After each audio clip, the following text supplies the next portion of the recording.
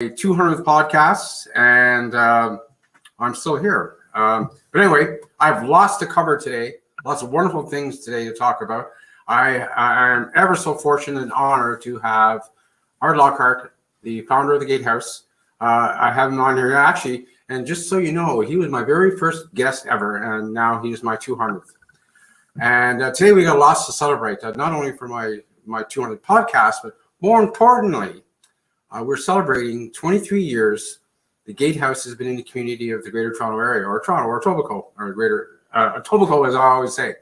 But we're here, and we're in a community strong, and it just keeps better and better. So without further ado, actually, before I go any further as well, I should point out that I've got Nick on my side here as well, and I've got Maria helping out as well on the other end. So we have lots of help here today and lots of faces helping us celebrate this moment in time as we are right now. So without further ado, I'd like to bring Art into the picture.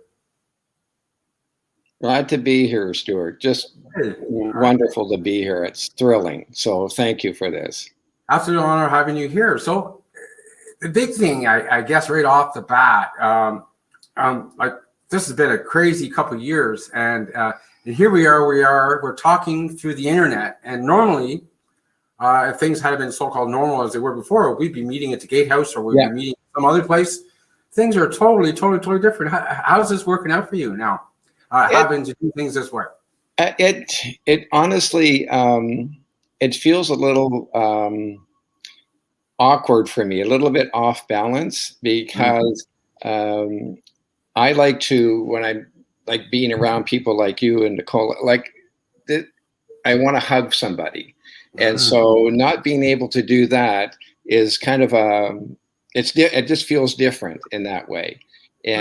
But what is also interesting to me is how far reaching everything is now unfolding in terms of this technology, that your podcast, all these podcasts, 200 podcasts, how many people you've reached out through this form of technology. So we really have to celebrate the technology and people such as yourselves and Nicola and Maria who put this together, who make it happen. I'm in awe of that. So that's what I would say to that question.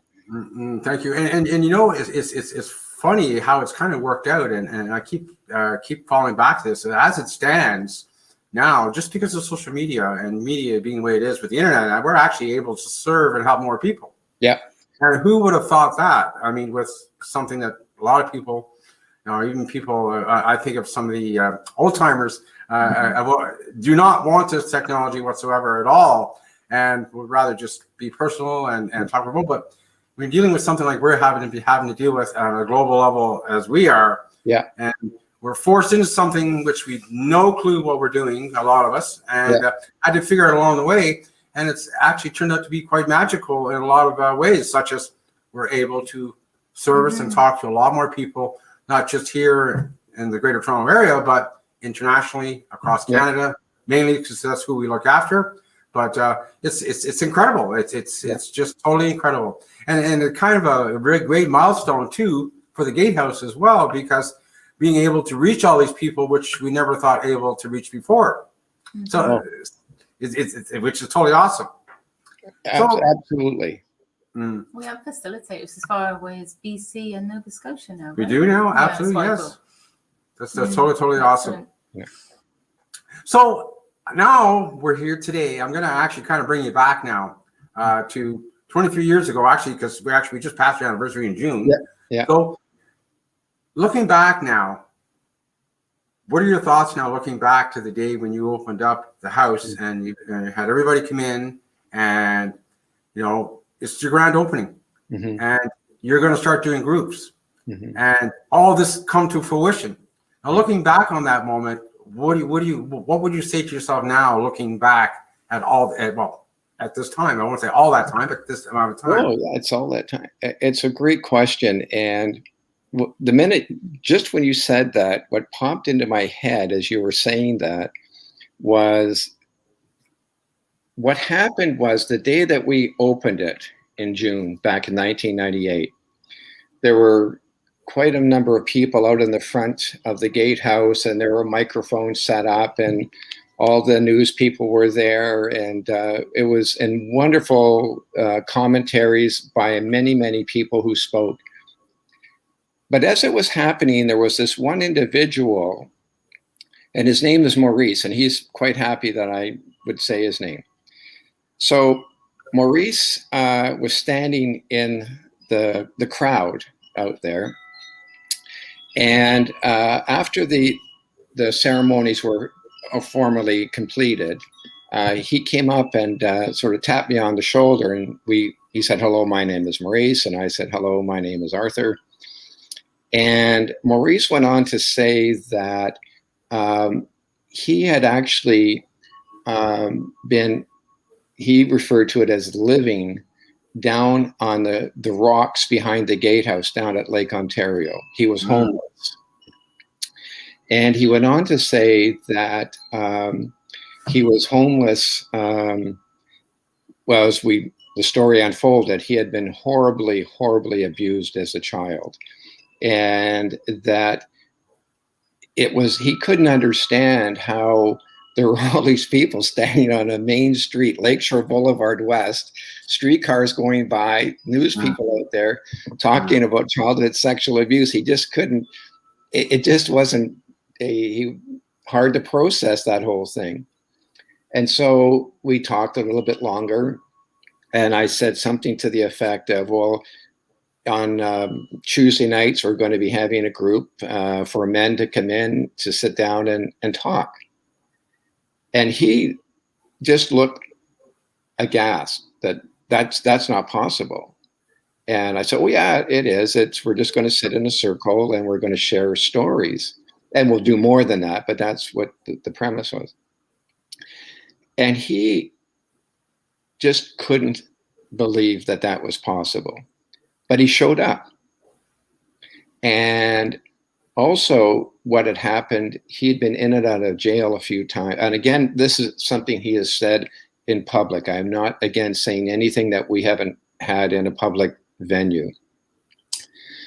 So he had to look, like when you talk to him, he looked really stern, and he was like this.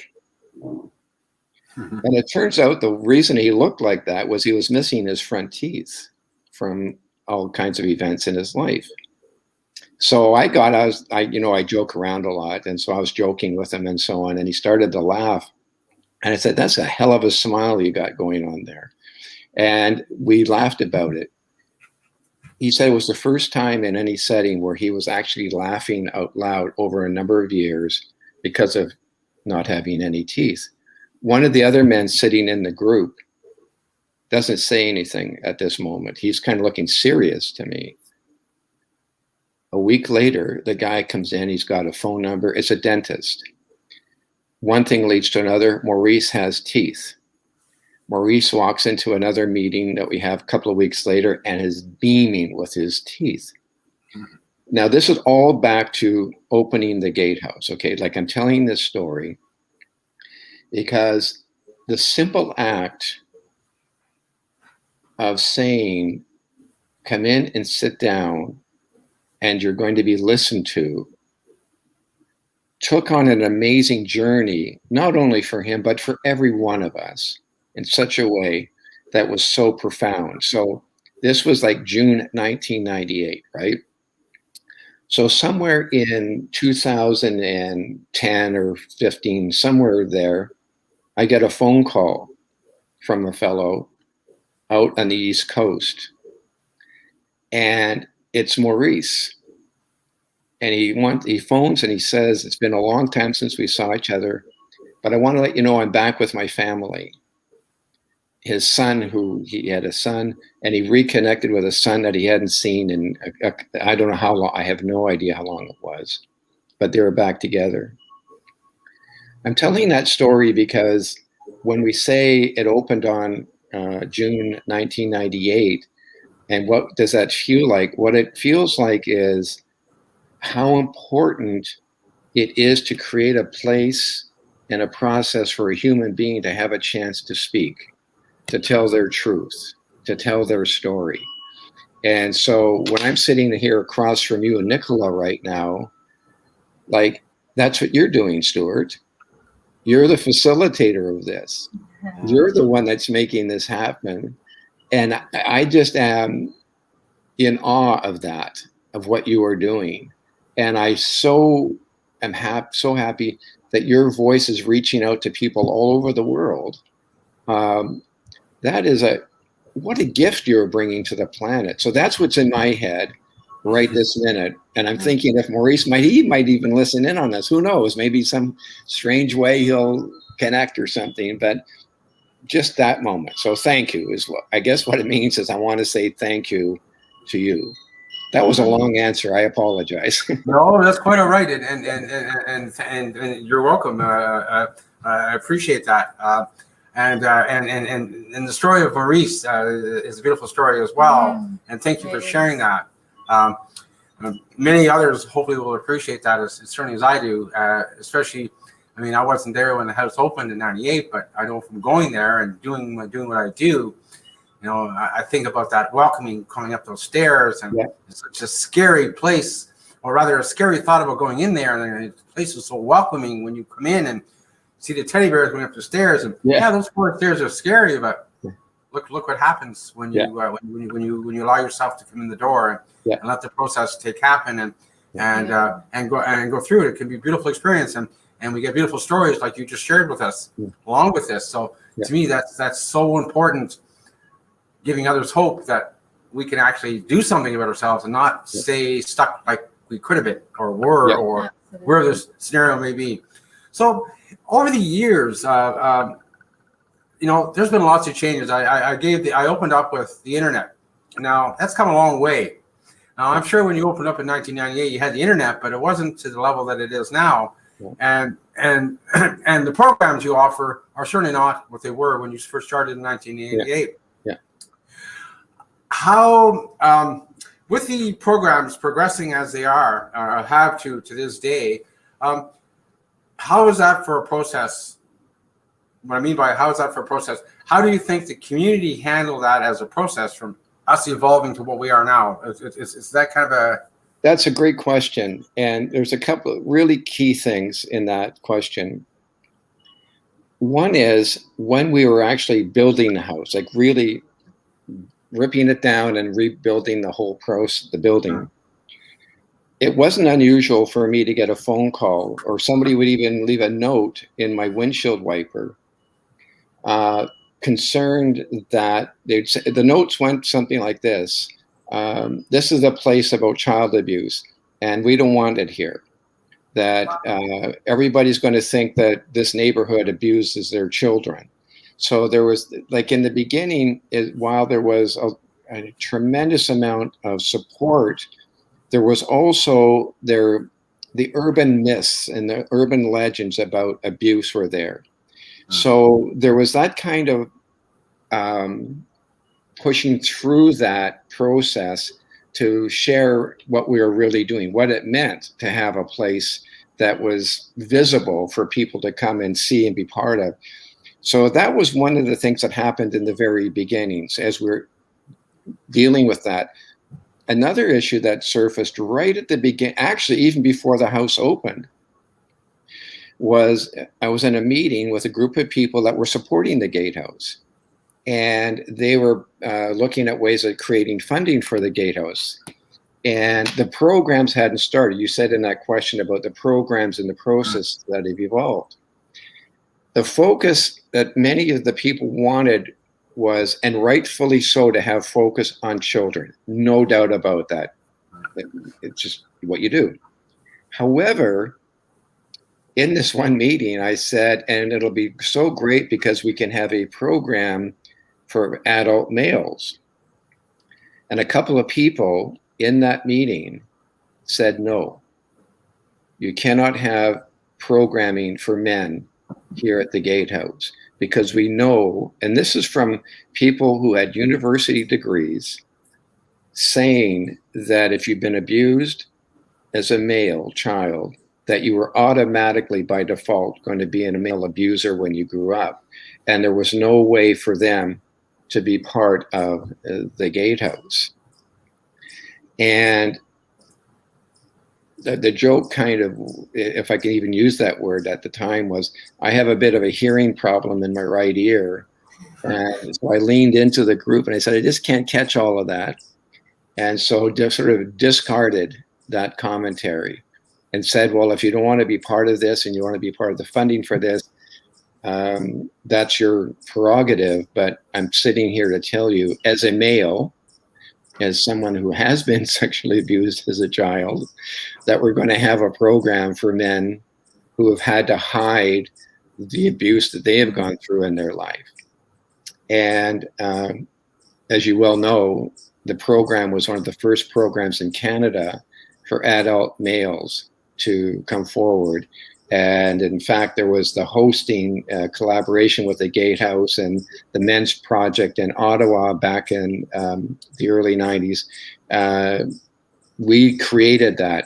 The Gatehouse created that in the very beginning.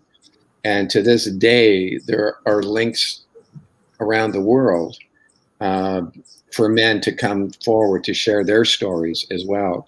So the process to me is amazing, Stuart, that it's unfolded in that way. It's incredible to where the level it is now. We have had speakers from the United Kingdom, from Germany, from the United States, all across Canada at our international conferences who had to hide their voice. So I'm thrilled that the programming has evolved the way it has. It's beautiful. And you know, and it's beautiful because Nick and I right now, speaking of evolution, we're doing a co-ed program. Yeah. Which would have been done separately. Yeah. You know, women on this side, men on that side, like a friggin' high school dance. Yeah. Right? And to me, it's just like, this has been an incredible experience. I can't speak obviously for Nicola, but it's been an incredible experience being able to do it at the phase 1 level. For me, it was anyway, because I think about when I went in and the stigmas that were behind that, being a male, and you know, and even then when I started, well, there was, you know, there was a women's night was Tuesday night and the men's night was Wednesday night, right? And not that there was anything wrong with that, but that's just the way it was, and that's just the way things were. But now it's evolved to that. So. And 23 years to go from no, you can't have men to yes, you have men, and now we're together, working together as a team, help each other out. So I think that's pretty incredible. I think that's incredible. Absolutely agree, because I know, having gone through the phase 1 group and with several participants now, some women are very anti going into a group with males, and some people say, I don't want to go into phase 2 because it's with males and that's going to trigger me. And I'm like, well, if it's triggering you, then that's kind of what you need to work on, right? Right. Your brain's ready to deal with it. But it's interesting to see the difference between a co-ed group with both male and female to a group with just the females. Yeah, or males. And maybe that's the vulnerability level. I don't know. It's interesting, but how brave they are to show up like that, and especially if they haven't voiced it before. That's incredible, to be that brave, especially when, you know, they may be triggered by a male or a female, right? Because that was their perpetrator. So I find it really interesting, and how different the dynamics are in that space. There's a really neat thing about Karen and I were talking a little while ago about we spend a lot of time in the woods and so on, and how you build a fire in the woods. And sometimes, sometimes when you're at a provincial park at night and you're walking around and you might be in a car camping area, we tend to go canoe into the backwoods. And I know Stu is a canoe. I do the same thing, give it a chance, yeah. So, but what sometimes is really fun to see is people will put some big logs in the fire pit and then spray some oil on it to throw a match, and boom, the flames come up, but they only last for about 30 seconds and then it goes right down. And so, and we'll be over at our fire pit working on our fire, and I'm stripping off the smallest fibers of birch bark and this kind of idea, right? And just sort of gently, then the flames kind of get a little bit bigger and a little bit more and a little bit more. And to me, that's kind of a metaphor around, and then it gets warm. and you get to sit around this fire, and it's pretty hard not to sit and do two things sort of in sequence.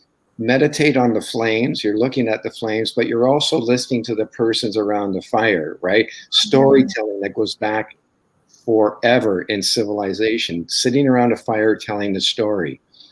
And so at the Gatehouse, the intention was in the very beginning is the phrase we often would use is like, if you want to move fast, move slow. And that's a Tai Chi expression. And treat big things in small ways. So it's a really big thing to tell your story, but let's treat it small. Let's start off really, really gentle. So we had the men's group and the women's group. I remember the first, I believe, Stuart, you might have been there that very first Coed night. Yes, I was. There you go. And what happened in that particular evening was it just the way it started out. We're meeting at the room at the college, Humber College. And on that occasion, that first night, it just happened that as people were coming in, there were about 7 or 8 men sitting there. And the first of the women was showing up. And I remember she came to the threshold of the room and she froze. She stopped at the threshold. And I looked over and she looked over at me, and there was like just a look. And someone, I don't know who it was now, in the group said, "Oh, it's so good you're here. Come on in." And she came in and sat down, and then other women, eventually everybody showed up. So there was men and women, as you well know, Stuart, and we did the processes that we do in that. And at the end of the evening, the person who had said to the other person, "Come on in," the evening's ended, and they're sitting there and they're talking and they're laughing. And we're talking about some of the most challenging things a human being can go through, but that's what they were doing. And so I'm just, again, in awe of when people find their strength to move past the fears, right?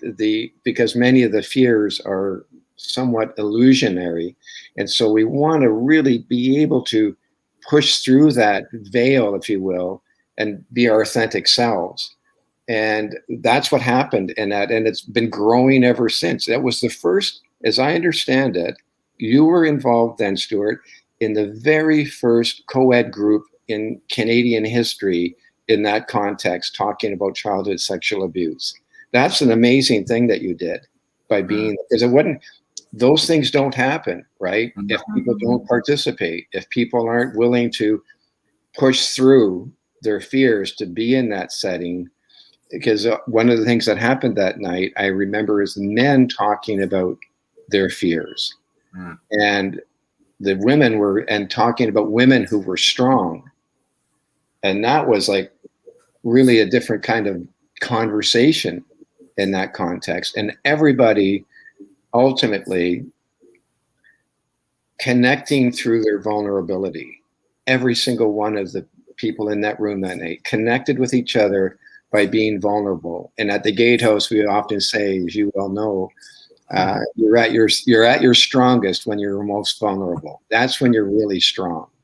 And so that's what I remember about that first time of the co-ed group. Yeah, that was an awesome experience. I still remember that to this day, pretty much. And I still have all the paperwork from it. I kept it all. Oh, great. I keep everything that I've been involved with at the Gatehouse. I keep it all. And I've shown my kids this in the past too. So, but still, it's good for people that are interested. I can show them, well, this is what's gone on since from there to there. Yep. But nevertheless, excuse me. Nevertheless, after partaking in that program and the time that I've spent there now, I've had the pleasure and privilege to be able to co-facilitate the phase 2, the exact same group that you designed. And it's still going today. And I've done many groups. I don't know how many now, but I've done lots. But the point being is, it's beautiful how it's grown and evolved, and it's been massaged a little bit. But other than that, it's still a beautiful program from right from the beginning when you started it to today. being used. And I always enjoy doing the phase. You know, people often ask me, usually people in the Gatehouse office have asked me, well, what's your favorite one to do, the phase 1 or the phase 2? Well, you know, to be honest with you, I really like them all. I've been really, really fortunate to be able to partake in the phase 1, the phase 2 program, and also the partner program, so and a few other things. So I can't really say I have a favorite. I really do enjoy. Given the opportunity, I would do any one of them without even thinking about it. And I won't pick one over the other one, that's for sure. Well, they all serve a purpose, but in a different way, don't they? Yeah, they do. You know, phase 1 obviously is finding your voice, and then phase 2 is more growth, more about story. And the partners program is about relationships. So everyone is so uniquely different, but needed at the same time, right? So I just, you know, thank you, Arthur, for setting this up, because honestly, I wouldn't be the person I am today if it wasn't for the Gatehouse. I mean, I came in a different energy, feeling that I was completely healed. However, it's like you said, it was only yesterday you said to me, you're more confident than you were back then. Oh, isn't that something? I am aware of that, but it was through the work of the Gatehouse and bless it so, the drop-in group was where I found my confidence. And honestly, I mean, it humbles me to this day. I couldn't have done what I do now for work. I could not have stood up in the front of a class of 30-odd people and done a yoga class. I didn't have that confidence. I could meet people, because like before I was doing sales and different things, I could meet people over the telephone and I had confidence. But as soon as I met them face to face, that little shy thing came out again. I wasn't the person that I was, and you see it more than anyone else. But like, there was no way I could have done anything like this, like nothing like this at all. I could not have spoken at colleges, universities, could not have done any of that. So again, thank you so much, Maria, and everyone that facilitates at the Gatehouse, because honestly, it is truly very special. It really is. And I think about the facilitators, about you folks being facilitators, and how counter that is to so many approaches to dealing with traumas. And that by being able to, you know, kind of climb down into our darkest fears and then kind of come back out of that, and being willing to say, now that I've done that, I would like to pass a rope to somebody else to help pull them along, or stabilize it as they pull themselves along, is quite extraordinary, you know, because and people have every right, and they've been there, they've been helped, and they're feeling great, and they move along, and that's beautiful. And but to stay and say, I'm going to now turn around and extend my hand to another human being in a way that allows their story to come out, that is so very, very powerful. And it's something I think that ought to be talked about on a planetary level. This capacity that we all have, it's there. It just kind of gets layered over, right? Like as you said, Nicola, exactly how you expressed it. And then, but once you get rid of it, like this super giant emotional weight loss program, then you know, like you do, you know, it's like it's gone, right? Like I remember one fellow talking about he referred to it as a weight loss program. He said, I lost 500 pounds. And I said, what, you've never been 500 pounds? And he said, yeah, there was this great, huge, giant monster on my back. And he must have been at least 500 pounds, and he's not there anymore. And and this fellow who said that, he was actually, he was 72 years old. Wow. And and he said to me on this occasion, you know, I've been carrying that monster on my back since I was 6. 66 years, right? And this was the end of one of the cycles of the group that we were involved in. So we had a celebratory night and so on. And for him to come up and say that, and it was a very emotional, very moving moment. And then for him to use humor in that way, to be able to go look back and then be able to laugh. to have a smile on their faces now after all the trauma we go through. Absolutely. That's a really healthy sign of people moving forward and healing and so on. But it wouldn't happen in the way it does if it wasn't for you guys. I think that's where the magic lives in the Gatehouse. Is it's the people who've gone through their traumas, and not everyone has to go through trauma to be a good facilitator, that kind of thing. But in the main, to know that there's a space for you as a facilitator, if you so choose, is it's a real gift that people bring when they decide, yes, I would like to do that. Because I've heard facilitators say too, they keep on learning. Like it just doesn't stop. Like now you see other layers. And so that's a wonderful thing as well. And the beauty of it is you really don't have to say very much. You just hold in space. So you're like, okay. Yeah. They're really doing the group. You're just kind of sitting there and just, okay, we're just like going around the circle. Yeah.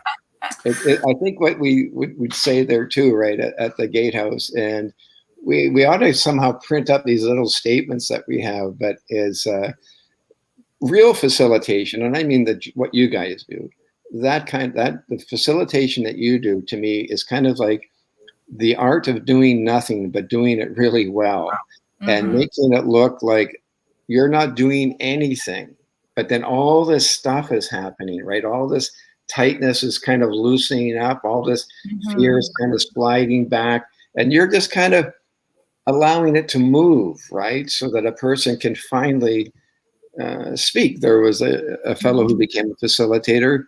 The first 6 weeks of his time as a group member, he didn't say a word. And the group was getting a little bit upset with him that, you got to say something, like make him say something. and it just was, he's there, he's listening, he's just taking it in a different way, and he becomes a facilitator. You think about it, that's kind of amazing. Yeah. Absolutely. Yeah, it's incredible actually to watch that. I've seen that too, even myself, from people going, men and women both come through the house over the years, and it's always astonishing to see. You come in as a quiet one, and all of a sudden they're leading the pack, right? The transformation is beautiful, even if it's baby steps from that 15, 16 weeks, phase 1 or phase 2. Even if you see a very small movement, it's still movement, but people only express, I don't know, a fifth, a tenth of what is actually going on up here. So knowing that even if they're not really saying very much, that when you actually ask them, like towards the end of group of that 2 hours, so what did you get out of this week? When they express that, it's far deeper than even we realize. It's huge. It really is huge. So, what I like the best about the phase 2 connection, about having both sexes there, is that I felt it very, very. It was so important for me to listen to the other side to help myself heal, because I didn't understand on some things. I just did not understand, and the only way I'm going to figure that out is I need to hear from a woman's point of view, because they understand feelings and thoughts better than most men do. So I needed that there to help me to move along. So I'm grateful for that in that aspect. And now we've incorporated into the phase 1. I think that will help perpetuate that connection sooner for men that are having that trouble making connections with some of those feelings, because they're able to explain those feelings, I think, better than what men can and understand. So I value them being there for their input. And being able to help me. So I can't see why I wouldn't help anybody else with the same process I just described. So so I say bravo. I wish that had happened sooner, right? Because it might have sped me up a little bit more in my healing. I have no idea. I can't project that. But hypothetically speaking, it could have done that if I had been able to get into that sort of process sooner versus later. But I'm so grateful the way it all turned out, nevertheless. Oh, amazing. Just amazing. One of the small things that I like, which again I learned at the Gatehouse, was not handing anyone a tissue. Like if you're crying, then let those tears out, because that's where the really good healing starts.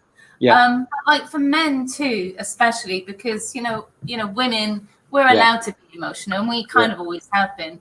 But with men, it's kind of pushed down in society. And I just love how if a man cries in the group, it's celebrated and it's encouraged. It's not, oh, here's a tissue, shut up, right? When we're trying to let that voice out. But it's actually encouraged. And I find that that's just so strong and so beautiful to just witness and hold that space for them to just let that crap out. I mean, because it is crap, right? And it's letting that energy out of the body, because it's been stuck there for so long. And it's just beautiful to, be in that space when people are so emotional and just allow it to be.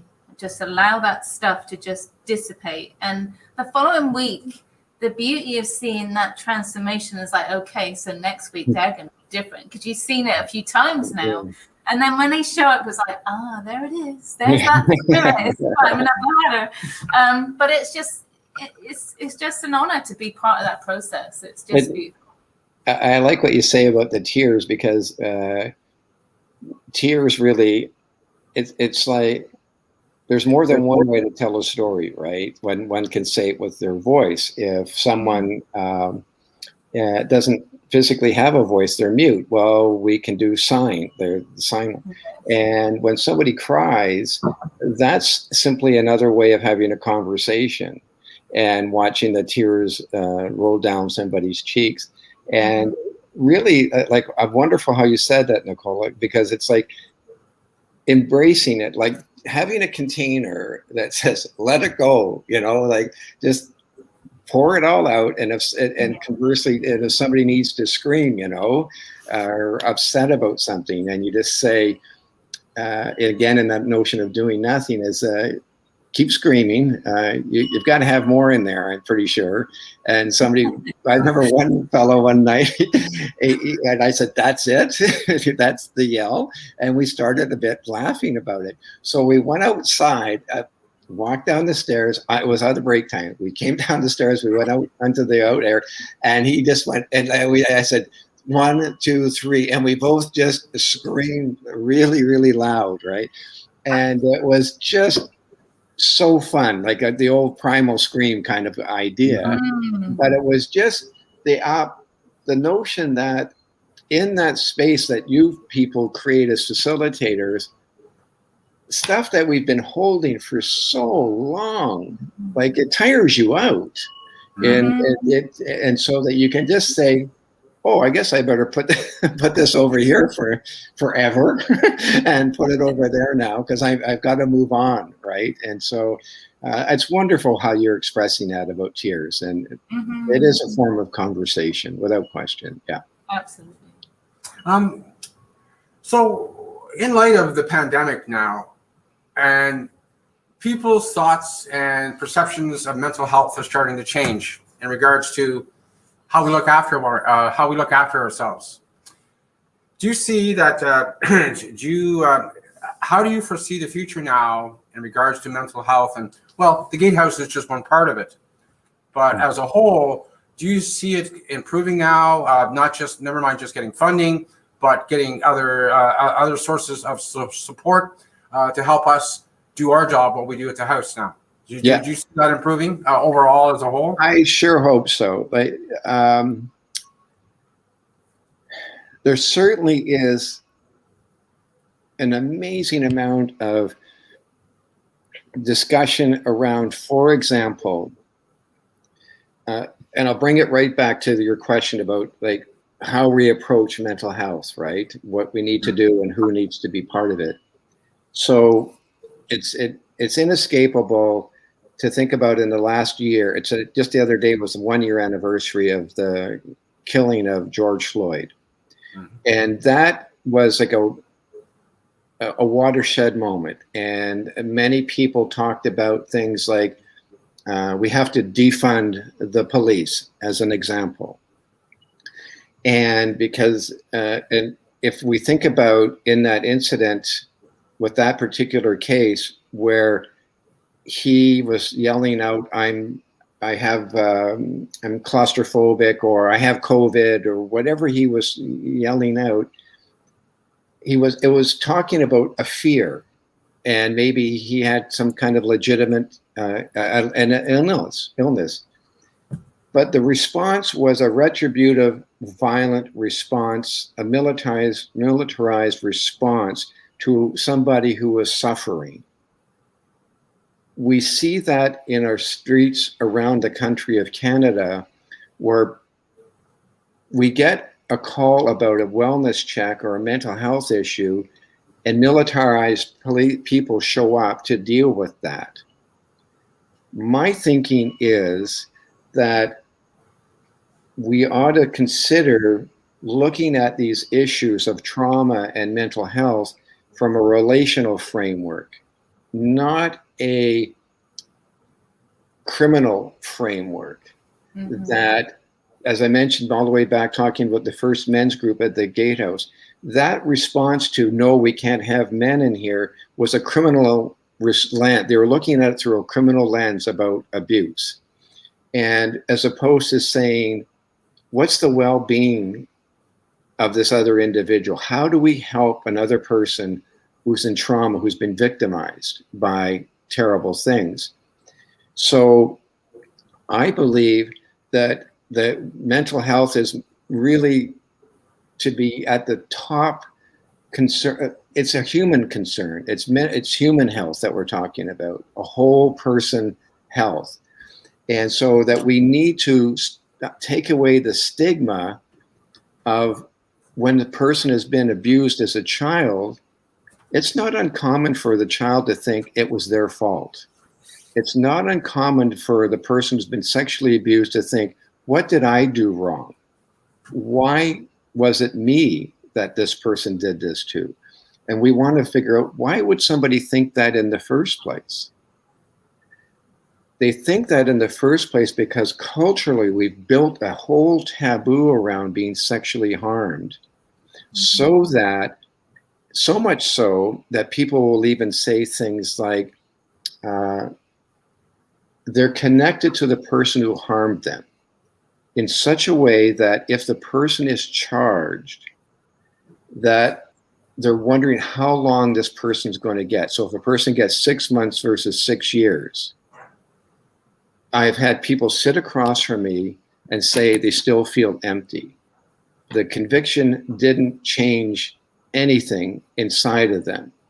They say things like they wanted to talk about their feelings.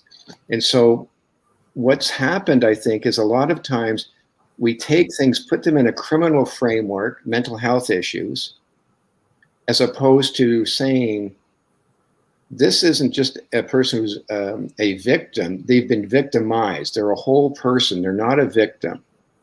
They've been victimized. There's a big difference in my view, and this would be a whole other discussion one day, I think. What I'm trying to say is we have to look at things through a community wellness, well-being scenario. We have to do that. We can't just look at it as, you've been harmed and we're going to get this person and convict them and therefore you will be okay again. No, it doesn't work like that. So we have to have attention on people who've been victimized in such a way that they can get stronger. There ought not to be a taboo about coming forward to say, I've been harmed. And I guess I would say that what the Gatehouse and people connected to the Gatehouse have been incredible about is doing that having that kind of conversation. For example, we have a person connected to the Gatehouse named Charmaine Lovren, and she is an amazing human being. She's been advocating to have legislation in the province of Ontario, which I think should be worldwide, but in the province of Ontario, to have processes throughout the educational system for children to be able to come forward to say, I think this is happening. Because oftentimes kids may not even know in a way. They've been so manipulated, as we know these stories. So that there's a process for children to come forward to talk from a mental health perspective about what they're experiencing. How many times in our lifetime, as people who've been harmed, did we hold it back?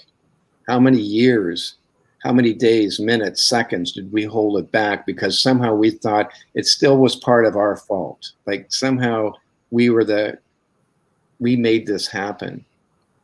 But if I wouldn't feel like that, if my arm was broken, I wouldn't say, shh, better not tell somebody your arm is broken, but just, forget about your broken arm. So I think the same thing here. It's like I've been sexually, something's gone off sexually. Somebody did something to me. Okay, let's have a conversation about that. As opposed to that couldn't have happened. And no, we don't talk about that here. And so I think you've hit on a powerful, powerful issue, Stuart. We have to stop just responding to this in terms of a lens of retributive responses to the trauma. We have to start looking at, yes, people have to be removed. Yes, people have to be dealt with who've done harm. I'm not absolutely there. We have to do these things, but how do we do that? How do we create a process so a child can say out loud, I'm being harmed, and somebody doesn't say, well, no, that's just not possible. So that's kind of, I'm hoping we can get there someday. Like, I really hope we work on that really hard to look at this as a mental health issue, and also not just an individual mental health issue, but a community health issue. It's the community that's experiencing all of this. And so how do we go about dealing with that? And that's why the Gatehouse, you think about that little tiny house, something like 20,000 plus people have been affected by that house, by you, by Nicola, by you, Stuart, like people such as you. And you didn't do it by saying this is an offender or this is the victim. Like, you're looking at it, this is a human being who has been harmed. Mm-hmm. That's what we want to look at. If this person's been harmed, what's the trauma that they're experiencing? What are the processes that we allow to have that, their well-being, their mental health well-being attended to, as opposed to pushing them into a process that immediately, to my way of thinking, makes it at times even more difficult. So, and I know there's a lot in there, that a lot of nuances, and I'm sure people might even be upset with some of the things I'm even saying on this kind of thing, because we tend, when people have been harmed, like, I'll give you an example. I used to take students out with me on the streets of Toronto. They had to stay out with me all night. And we would stay at a church basement in downtown Toronto, but we would be out until 2 or 3 in the morning. And then we came and they slept in sleeping bags there. And that all began when a student said, people that are panhandling on the street make so much money. They have it so good out there on the street, making all this money panhandling. And I said, oh, that's pretty good. I guess, we don't need to go to school anymore. All we have to do is go out and panhandle, and I'll pay my mortgage. This is fantastic news. So I took people out on the street to meet the people on the street. That's the work I used to do. Overwhelmingly, I don't know, 90%. It probably would have been 100, but if we did a formal academic rigorous study, overwhelmingly the people living on the street had a story of that somewhere in their lives had been harmed sexually, physically, emotionally. They're on the street, they're panhandling, people are yelling at them, spitting at them, they're being given tickets for being on the street. The whole Safe Streets Act about people being on the streets. So we're criminalizing people whose start point to get out on the street in the first place was being victimized, not most common, in place by people they know. We have to figure out how to do mental health for the whole community. Why is it that that person is on the street? Why is it that the child doesn't say anything in class? Why is it that they seem to be in the state that they're in? We have to find a way for them to feel that it's safe and normal to talk about trauma. So mental health, Stuart, Absolutely. I really applaud you for bringing that up. Thank you. And I think the biggest thing is that I see, and it's only too common. Well, I shouldn't say it's only too common, but what I see, which is very plain in view to me, is I think the agencies are not working. I'm not going to get into a long, drawn-out conversation about this because we could talk for hours about this. Yeah. But the point I want to make is I just wish the community, the agencies that are out there doing this stuff, would come together and talk together more, and work together more, and some of these things would actually change overnight, just from doing with the obvious things, I would think, but they don't do that, and I don't understand that. And even through this pandemic, that hasn't even happened. Everybody is in their own agency, doing their own thing, and only some of them are actually working together, and the rest of them are on their own doing their own thing. I think you know what's beautiful about talking with people like you two? Like, you evoke so many thoughts. Like, I feel like my brain is just bouncing all over the place with commentary. But that somewhere along the line, when you say that different organizations stay in their own organizations, and good Lord, I've been involved in the system, educational criminal justice system, formally for 43 years. So been involved in a lot of different scenarios. And when you mention that separateness, oftentimes that language was silos. Everybody's operating in their own silo. And then the discussion would be eventually is about money. That each agency is looking, each organization, each municipal police force, each whatever you want to say, is an issue about funding. Even if we talk about, and I'm not sure that that's the right language to say defund the police. I'd be more inclined to how do we transform roles in policing? And so it's not just about defunding and taking away money from somebody. New transformation. Pardon me? New transformation. Yeah, a new transformation, really, truly. And so that there is money out there. If we, for example, thought at the beginning of the Gatehouse, I'll give exactly this story. When I went to find out about opening who owned the Gatehouse, found that it was owned by the City of Toronto. Went to the City of Toronto, I phoned them. I said, can I have that house that nobody's used for over 30 years and the roof is falling in, it's all falling apart. Can I have it? The person was sort of, I'm paraphrasing, but are you kidding? And no, I'd like to have it, please. And I'll fix it up. Well, no, we don't do things like that. That was the response. And so I phoned back and eventually got a meeting with them and all this. And so one thing led to another. And it came up with, well, I could strike a lease with the city for $300,000 to rebuild it and put my costs against it. And as I've told you, Stuart, in the early days, that I was short exactly $299,000. Yeah. And so the whole thing about it, why I'm bringing that up is, had the mentality been from the group of people that started at the beginning was, we don't have the money for this. Who has $300,000? And I came home and told Karen I signed a lease for $300,000. She looked at me and said, oh, we're going on one of those journeys again. The idea is, if we could just put money over to the side, and not say we don't get it. Everybody can benefit by having money, obviously. But so often in the silos, it's about protecting the money more than it is about the issue. Mm-hmm. And it's like, that takes a lot of energy to protect the money.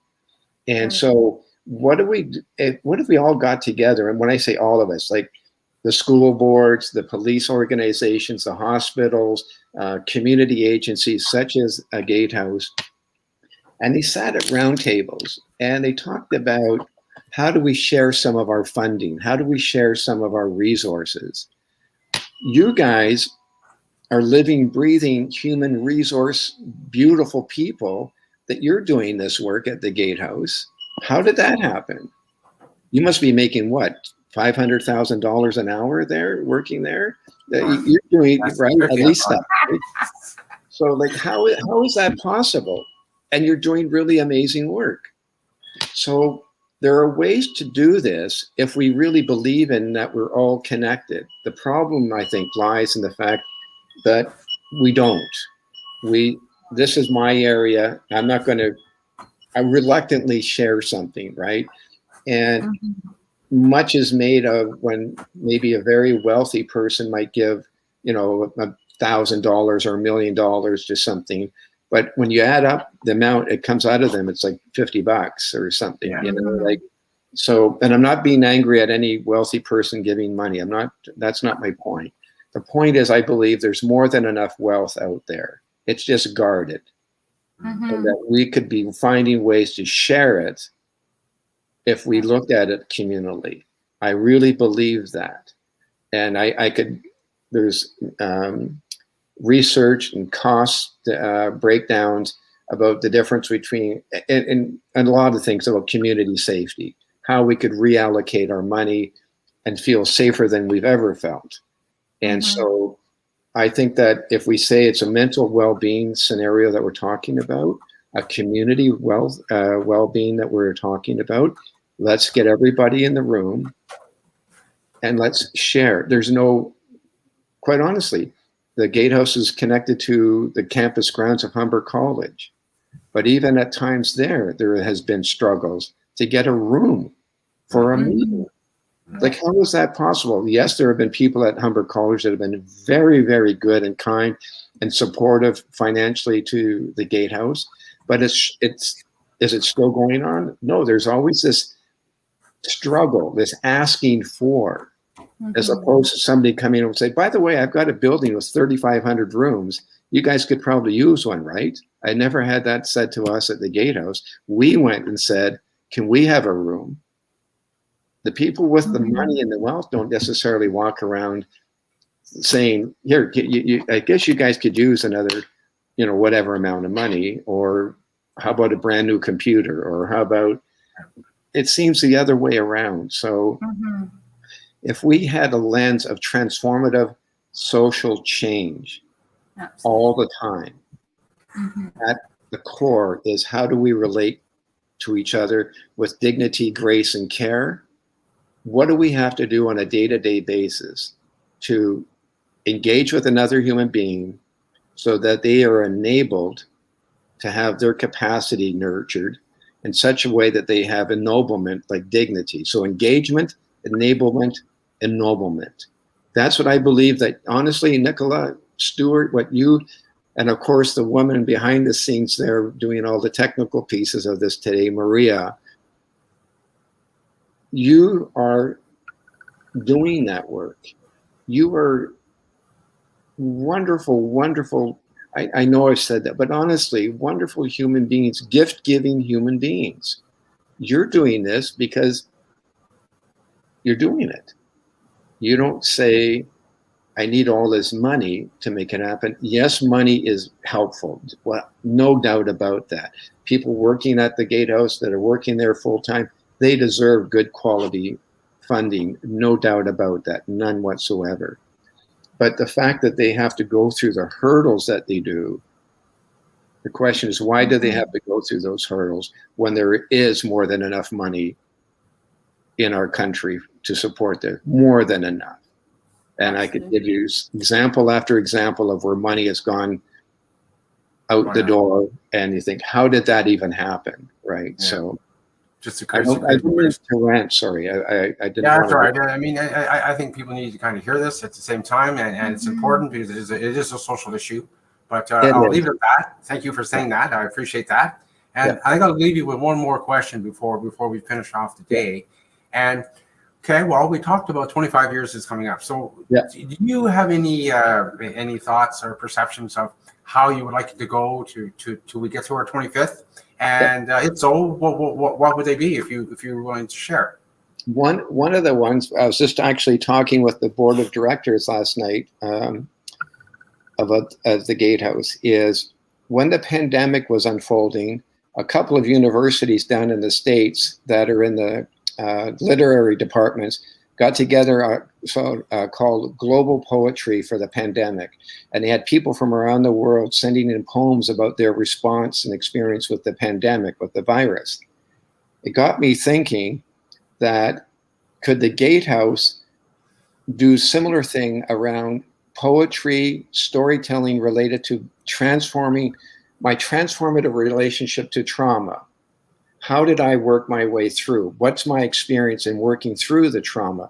And we collect these poems and short stories from people around the world, and we knit it together, and it's a centerpiece for the upcoming conference in the fall, for the Gatehouse conference. But we keep on building it.